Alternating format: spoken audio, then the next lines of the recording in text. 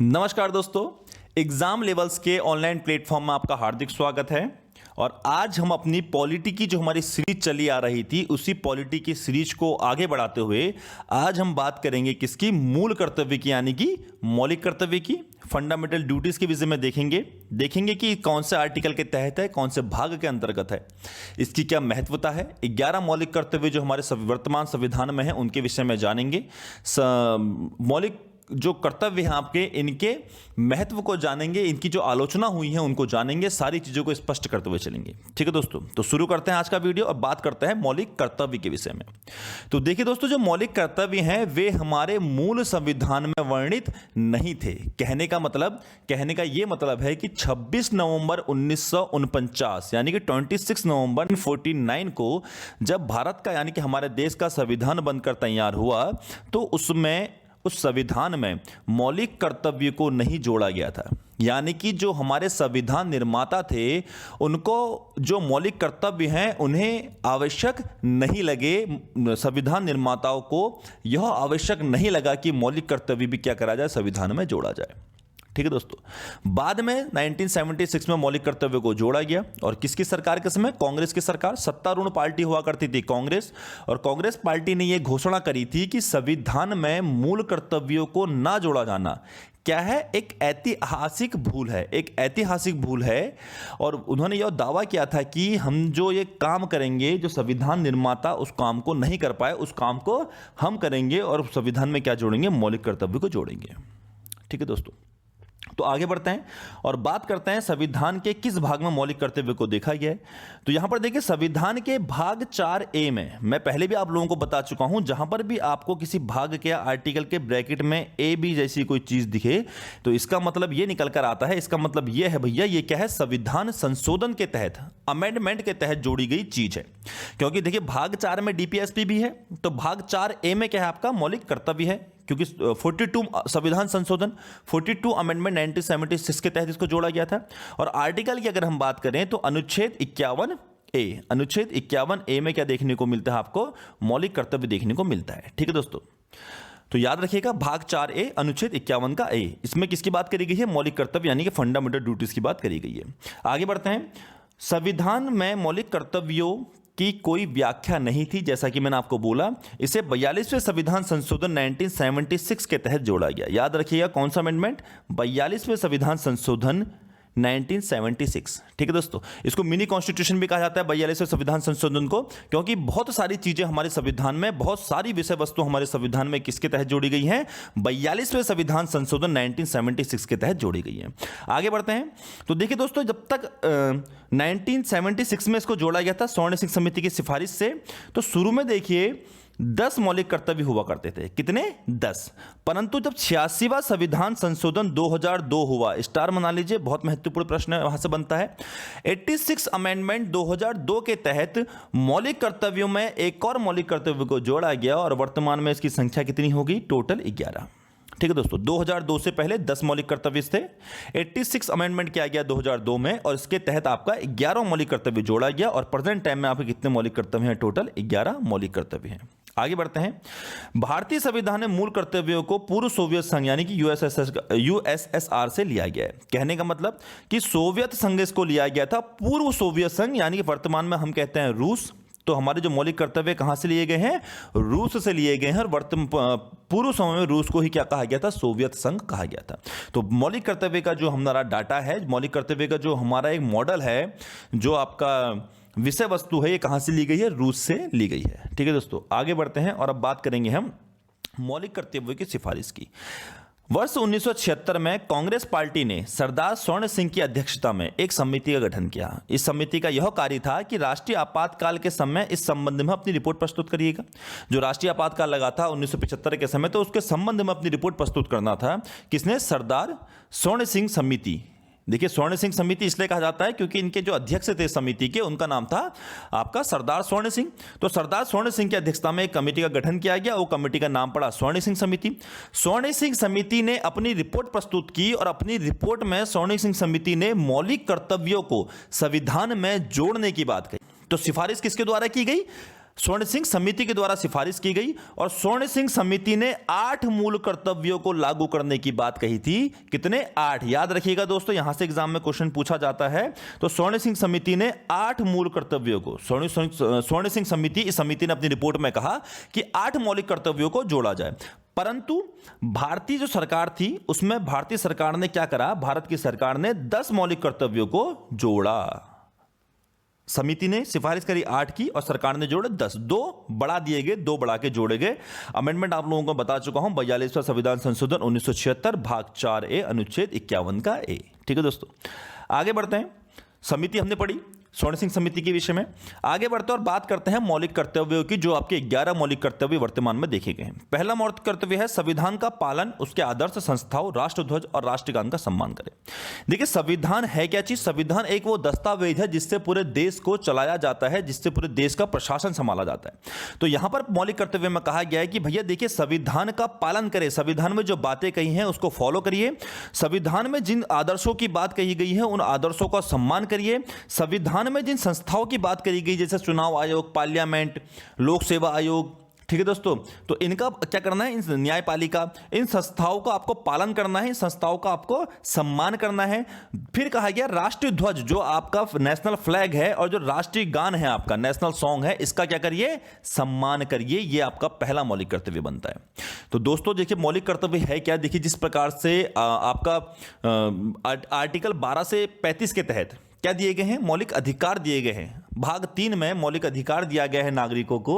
तो उसी प्रकार जिस प्रकार मौलिक अधिकार प्रदान किए गए हैं नागरिकों को, उनकी स्वतंत्रता को सीमित किया गया है। देखिए राज्य को जो है, आपको राज्य का जो अधिकार है, तानाशाही ना हो सके, पुलिस प्रशासन ना बन सके, राज्य का जो राजनीतिक दबाव ना पड़ सके जनता के ऊपर, तो जनता की जो स्वतंत्रता है, नागरिकों की जो स्वतंत्रता है, उसको एक रूप दिया गया है मौलिक अधिकार के तहत।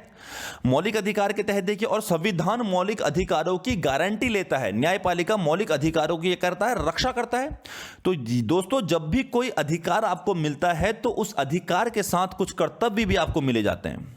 तो मान के चलिए जब आपको मौलिक अधिकार संविधान ने दिए हैं तो उन अधिकारों के साथ आपको कुछ ड्यूटी भी दी गई है, कुछ कर्तव्य भी दिए गए हैं। ठीक है दोस्तों, तो वही कर्तव्य आपके क्या है? मौलिक कर्तव्य है। ठीक है, तो देखिए पहली बात संविधान का पालन करें, उसके आदर्शों का, संस्थाओं का, राष्ट्रध्वज का और राष्ट्रगान का सम्मान करें। नेक्स्ट मौलिक कर्तव्य में बोला गया है स्वतंत्रता के लिए हमारे राष्ट्रीय आंदोलन को प्रेरित करने वाले उच्च आदर्शों को हृदय में संजोए रखें, उनका पालन करें। जो हमारे देश की स्वतंत्रता के लिए राष्ट्रीय आंदोलन हुए थे, जो स्वतंत्रता सेनानी थे, हमारे देश के जो क्रांतिकारी थे, उन्होंने जो आपका एक आदर्श दिए हमारे देश को आजाद कराने के लिए, हमारे देश की स्वतंत्रता के लिए जो आदर्श दिए हैं, उनके जो विचार थे, उनकी जो कार्य प्रणाली थी, उसको क्या करिए? दिल में संजो के रखिए। स्वतंत्रता आंदोलन, वो ही स्वतंत्रता आंदोलन जिसके चलते आपकी देश को क्या मिली है? स्वतंत्रता मिली है। तो उन स्वतंत्रता आंदोलन को जो प्रेरित किया था जिन क्रांतिकारियों ने, उनके विचारों को, उनके आदर्शों को दिल में संजो के रखिए और उनका पालन करिए। ये बात करता है आपका मौलिक कर्तव्य सेकंड। ठीक है दोस्तों, आगे बढ़ते हैं। भारत की संप्रभुता, एकता और अखंडता की रक्षा करें। संप्रभुता, स्वयं का शासन। संप्रभुता मतलब स्वयं के प्रभु। तो भारत को किसी अन्य देश का गुलाम ना होने दीजिए। भारत अपने डिसीजन लेने के लिए स्वतंत्र रहे, यही क्या है? संप्रभुता है। तो भारत को किसी अन्य देश का गुलाम ना होने दिया जाए, संप्रभुता कायम रखी जाए।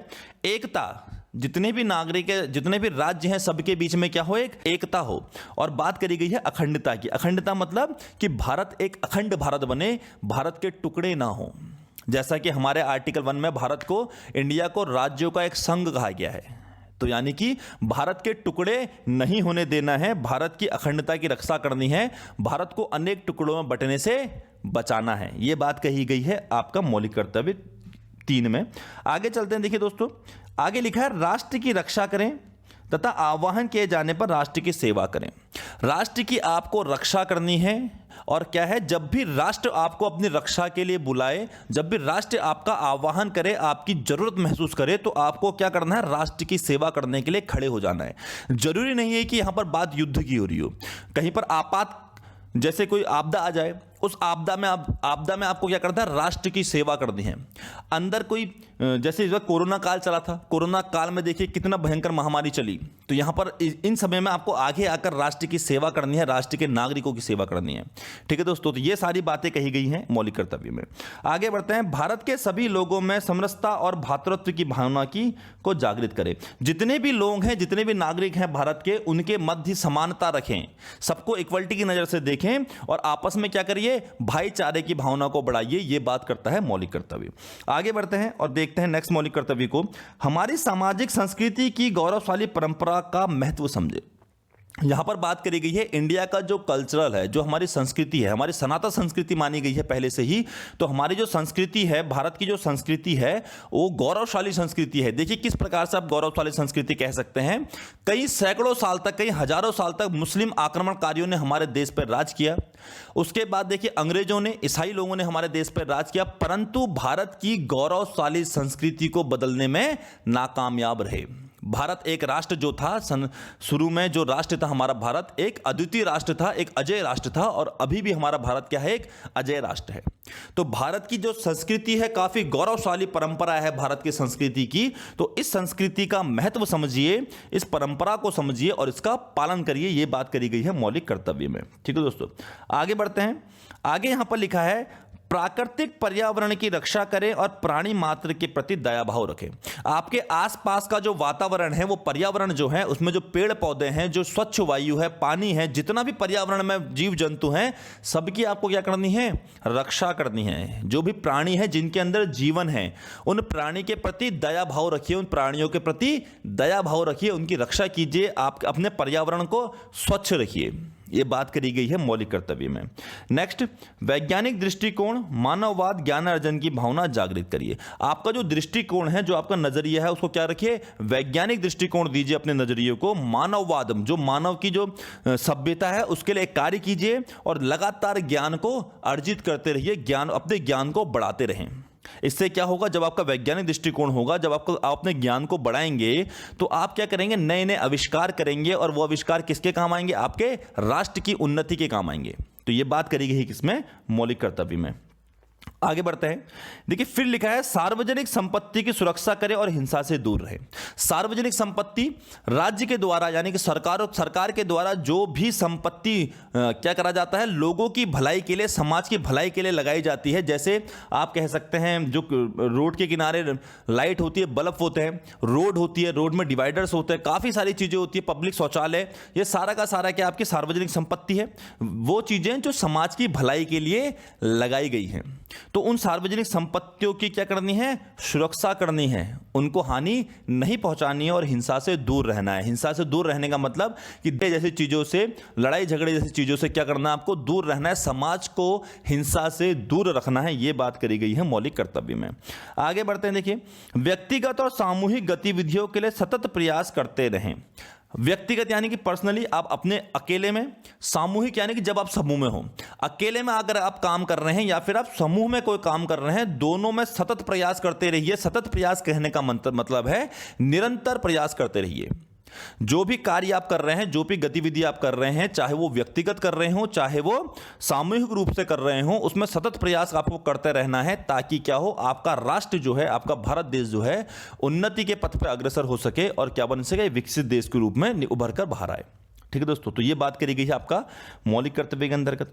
अब हमने देखा, देखिए जो हमने पीछे पढ़ा था कि 11वां मौलिक कर्तव्य जोड़ा गया था आपका 86 अमेंडमेंट 2002 के तहत। तो यही वो मौलिक कर्तव्य है जिसको आप 86 अमेंडमेंट के तहत जिसको जोड़ा गया। ठीक है दोस्तों, तो यहां पर क्या बात कही गई है, देखिए यहां पर कहा गया है 6 से 14 वर्ष तक आयु के बच्चों को क्या करना है, 6 से 14 वर्ष तक के बच्चों को शिक्षा का अवसर उपलब्ध कराना है। कहने का मतलब देखिए, आपने अगर आर्टिकल मेरा मौलिक अधिकार का वीडियो देखा होगा, जिन्होंने नहीं देखा आप जाकर देखिए उस वीडियो को। उसमें आर्टिकल 21 के ए के विषय में, यानी कि शिक्षा का अधिकार के विषय में मैंने पूरी डिटेल्स आपको वहां समझा है। ठीक है दोस्तों। तो 86 अमेंडमेंट 2002 के तहत ही जो डीपीएसपी में आर्टिकल है, आर्टिकल 45 शिक्षा का अधिकार, वही देखिए वहां पर उसको क्या बनाया गया है, आर्टिकल 21A के तहत रखकर शिक्षा का अधिकार बना दिया गया है, राइट टू एजुकेशन। और वहां पर बात कही गई है 6 से 14 साल तक के बच्चे को निःशुल्क शिक्षा प्रदान करना क्या है, उसका मौलिक अधिकार होगा, 6 से 14 साल के बच्चे का। वही बात यहां पर कही गई है, आपका मौलिक कर्तव्य जो आपके 11वें नंबर का मौलिक कर्तव्य है, और यह मौलिक कर्तव्य जो है यह माता पिता और अभिभावकों के लिए मुख्य रूप से जोड़ा गया है। मुख्य तो किसके लिए है, ये माता पिता और अभिभावकों के लिए। उनसे बात कही गई है कि जो आपके 6 से 14 साल तक के बच्चे हैं उनको आप शिक्षा का अवसर प्रदान करिए, क्योंकि 6 से 14 साल तक के बच्चे का मौलिक अधिकार बनता है निःशुल्क शिक्षा प्राप्त करना। तो 6 से 14 साल तक के बच्चे को शिक्षा का अवसर आपको उपलब्ध कराना है, तथा उसका अपनी जितना भी आपकी क्या है, जितनी भी आपकी सीमा है, उस सीमा के उस दायरे में रहते हुए इनका भली भांति पालन पोषण करना है। ठीक है दोस्तों, जितनी भी आपकी सीमा है उसके हिसाब से।